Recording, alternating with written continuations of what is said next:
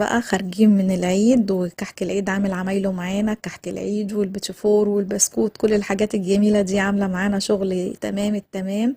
فالشاي الأخضر هو الحل طبعا. أيوة يا جماعة، أنا النهاردة قررت إن أنا أكون صحية واستخدم الشاي الأخضر الصيني.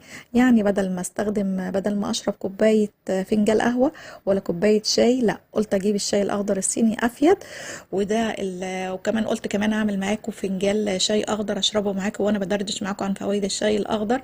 ده شكل العلبه جبتها ب20 جنيه، وتحس كده ان في العلبه، في شكل العلبه كده سر من اسرار الطب القديم.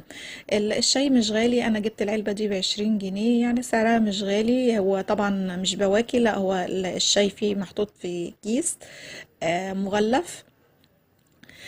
كمان هو ليه فوائد كتيرة جدا هقول لكم عليها، بس يا ريت في الأول تدعموني بلايك واشتراك في القناة، وتعملوا شير للفيديو عشان كل